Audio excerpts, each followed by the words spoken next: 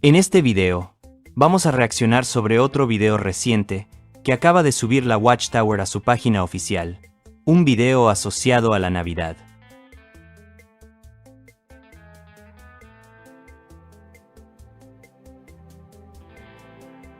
Para muchos, la Navidad es un momento muy especial. Una época para pasar tiempo con la familia en un ambiente festivo. Es precisamente esa frase que acabamos de oír, una clave. Para muchas personas, quizás ya para la mayoría, la Navidad no tiene una connotación tan asociada al nacimiento de Jesús y se utiliza como costumbre para que las familias se reúnan. Sin embargo, observamos cómo la organización intencionadamente coloca un pesebre con el objetivo que necesitan destacar. Pero eso lo analizaremos después. Lo importante es que ellos reconocen que para muchas personas, la Navidad es simplemente una fecha en la cual las familias se reúnen. Ahora veamos lo que dijo Stephen Leth hace unos meses. ¿Qué piensan de este símbolo o costumbre las personas de mi cultura o mi comunidad? El principio bíblico. Primera a los Corintios 9, 20, 21 y 23. Con los judíos me hice como judío para ganarme a los judíos. Con los que están bajo ley me hice como bajo ley para ganarme a los que están bajo ley, aunque yo mismo no estoy bajo ley.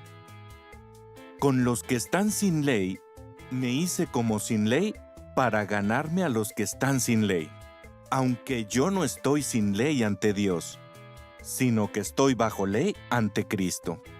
Pero hago todas las cosas por las buenas noticias, para compartirlas con otros. ¿Cuál es el principio? Que debemos tener en cuenta lo que otros opinan sobre un asunto. Saber cómo ven las personas de nuestra comunidad o país un símbolo o costumbre es muy importante. Algo que sea muy ofensivo en nuestro país o cultura puede ser completamente aceptable en otro país o cultura. Vemos cómo Stephen Leth reafirma lo que hemos dicho. La inmensa mayoría de las personas ya no celebra la Navidad por motivos religiosos, ni va a misa, tal como se insinúa en este video. Sigamos mirando. En general, la gente cree que en Navidad se celebra el nacimiento de Jesucristo. ¿Pero sabía que los primeros seguidores de Jesús no celebraban su cumpleaños? En la Biblia ni siquiera aparece la palabra Navidad, ni la idea de festejar el cumpleaños de Jesús.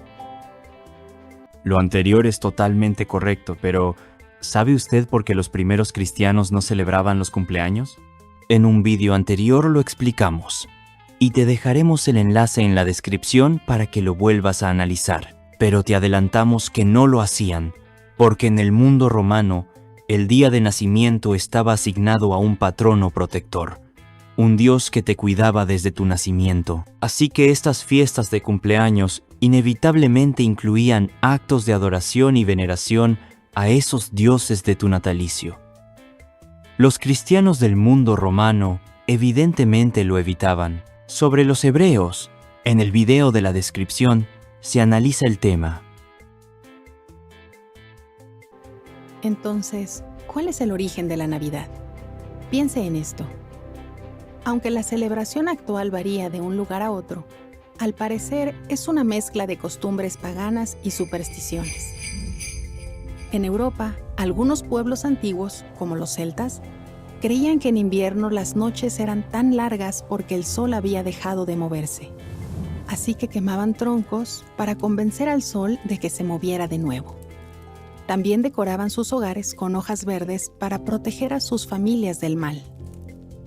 Estas tradiciones paganas comenzaron siglos antes de Cristo y han llegado hasta nuestros días en forma de árbol de Navidad y otras decoraciones navideñas. La Biblia no dice en qué fecha nació Jesús, pero sí dice que la noche en que nació había pastores al aire libre con sus rebaños. Y eso no lo harían en el frío invierno. Entonces, ¿por qué se celebra su cumpleaños en diciembre, que es invierno donde él nació? Los antiguos romanos celebraban una fiesta en invierno en honor a Saturno, su dios de la agricultura. Durante más de una semana se daban regalos y hacían fiestas en las que se bebía mucho. Esta celebración terminaba el 25 de diciembre, que era el cumpleaños de Mitra, su dios del sol. Unos 300 años después de la muerte de Cristo, los líderes religiosos adoptaron esta fiesta romana como la fecha del nacimiento de Jesús. Así mezclaron el cristianismo con las religiones paganas.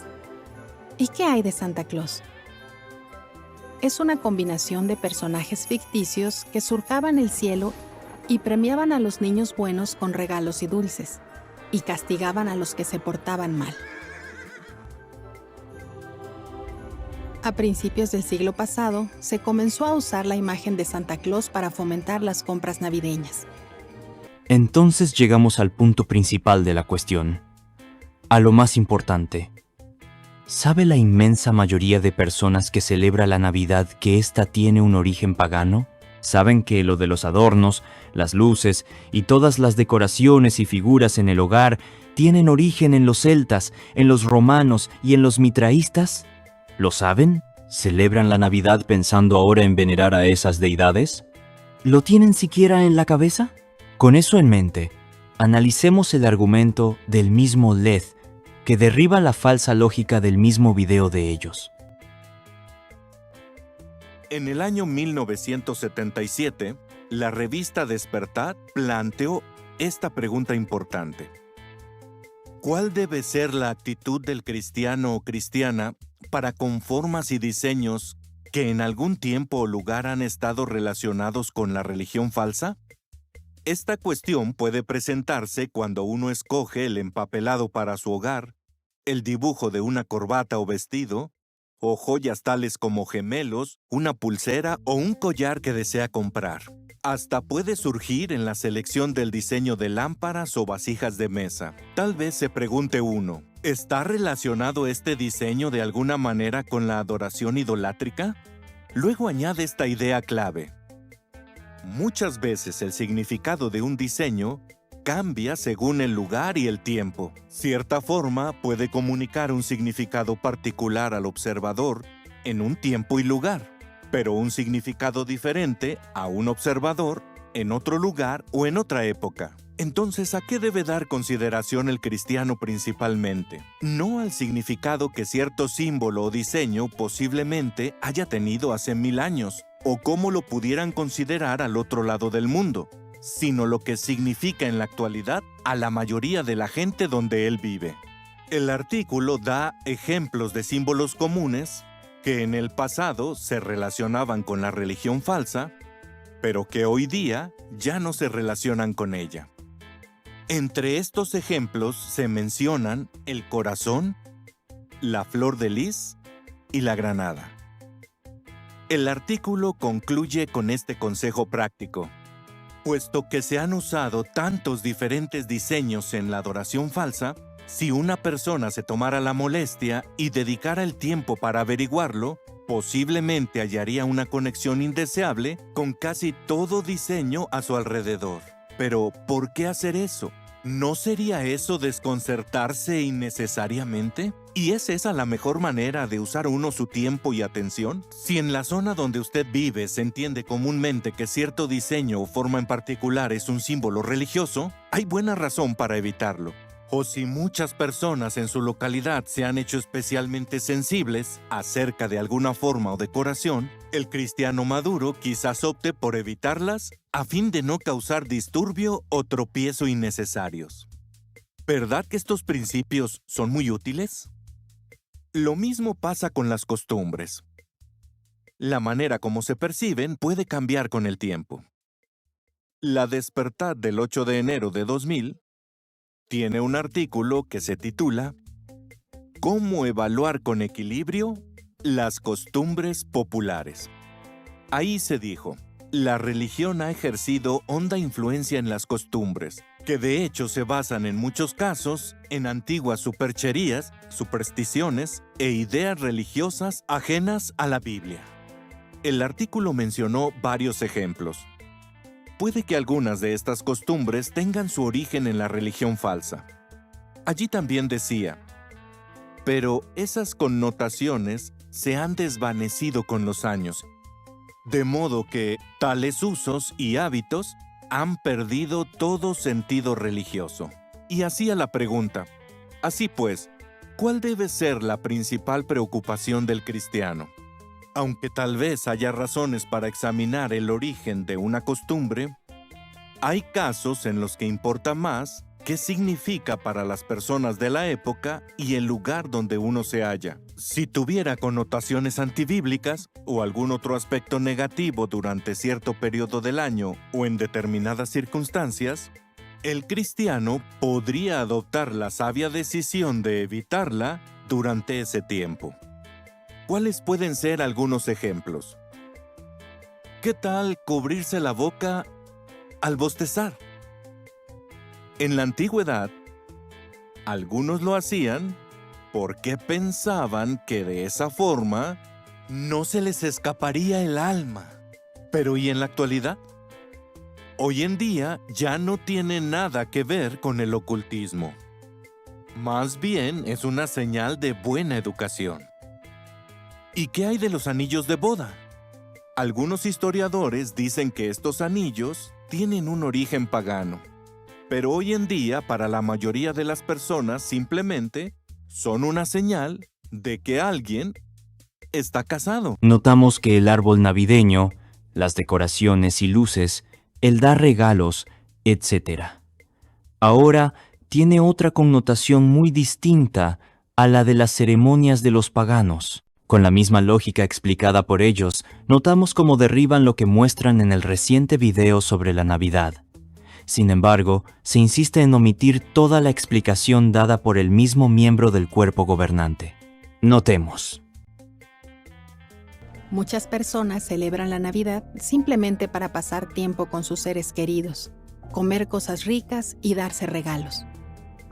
Y pudiera parecer que esto no le hace daño a nadie. Pero como hemos visto, las costumbres navideñas tienen raíces paganas. ¿Importa realmente el origen? ¿Qué piensan Dios y Jesús de la Navidad? Jesús indicó que debemos adorar a Dios con verdad. ¿Le parece que una celebración que tiene costumbres de origen pagano puede ser compatible con la adoración verdadera? A muchas personas les han hecho creer que la Navidad es inofensiva, pero millones de ellas han decidido dejar de celebrarla al descubrir la verdad sobre esta festividad.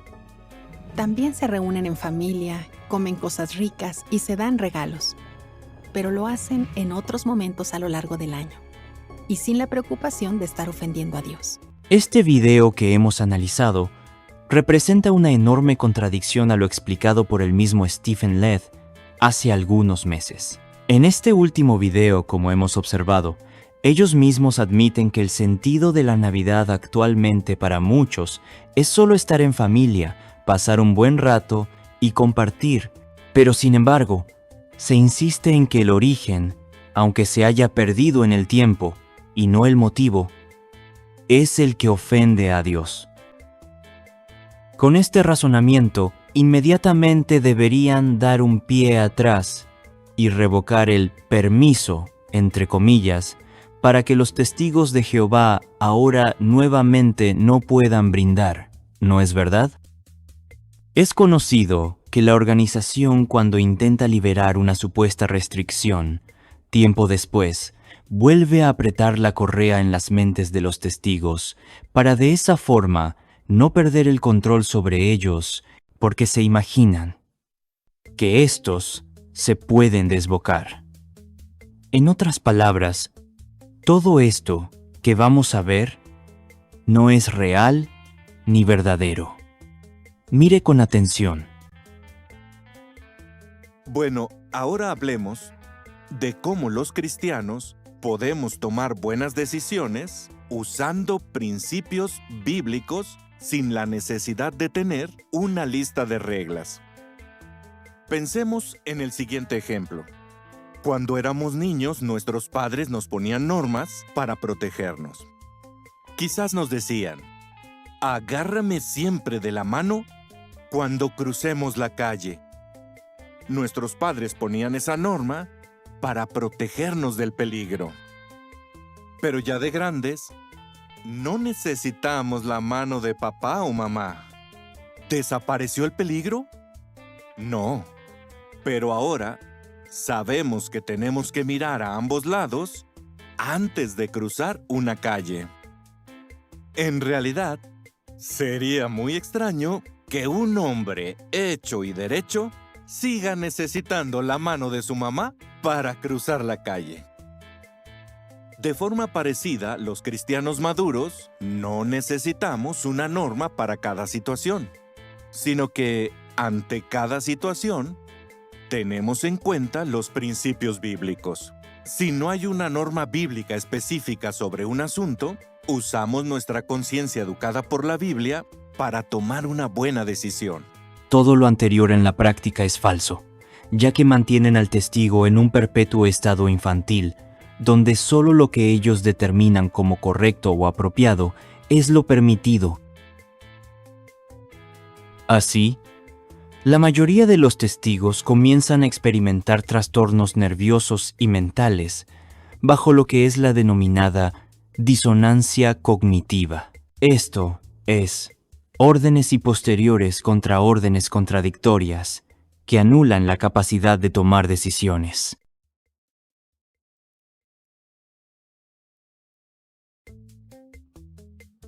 Y el cuerpo gobernante actúa así porque, en palabras de Raymond Franz, quien fue miembro de ellos, estos hombres son reactivos, actúan y hacen cambios solo por presión política o mediática, como lo de Noruega. Son paranoicos porque se imaginan que si hacen una concesión o limitan una restricción, los testigos se les irán en bandada, y por ende, lanzan artículos posteriores, apretando nuevamente la correa mental. Esto les lleva a ser contradictorios porque temen, sí, tienen mucho miedo, a perder su status quo o privilegios de vivir a cuerpo de rey bajo el mantenimiento de los miembros de a pie de la organización. No te olvides de apoyar este canal. Por favor, danos un like, suscríbete, comparte y comenta.